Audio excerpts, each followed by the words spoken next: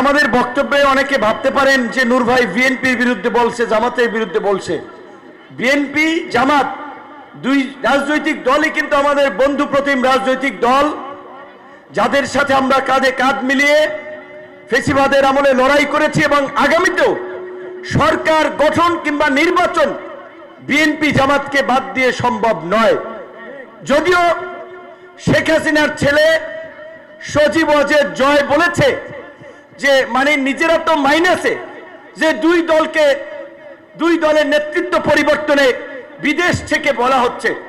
এটা হচ্ছে অনেক ওই লেস কাটা শিয়ালের গল্পের মতো, যে আমারটা তো কাটছে, এইবার তোমারটাও কাটো।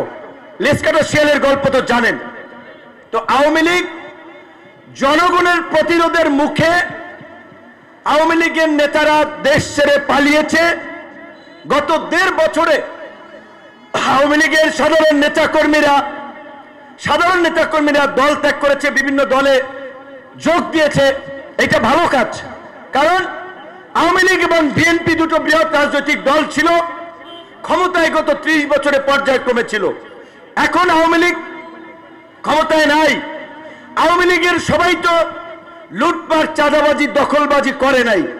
আওয়ামী লীগের সবাই তো এই জুলাই গণ অভ্যুত্থানে ছাত্র জনতার উপরে হামলা করে নাই, মামলা দেয় নাই।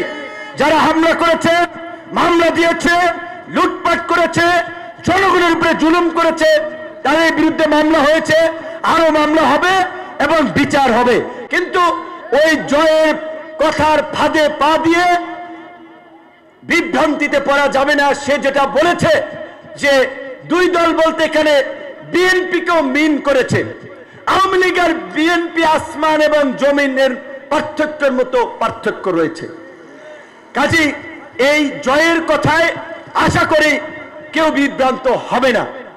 জয়ের মায়ের, তার মায়ের মন্ত্রিসভার লোকেদের গণহত্যার দায়ে ফাঁসি হচ্ছে, তাদের অবৈধ লুটপাট এবং সম্পদের খোঁজে দুদক, আইন শৃঙ্খলা বাহিনী অভিযান চালাচ্ছে, চাঞ্চল্যকর তথ্য বেরোচ্ছে। বাংলাদেশের প্রধানমন্ত্রী ছিলেন, তার 832 ভরি স্বর্ণ ব্যাংকের লকারে পাওয়া যাচ্ছে।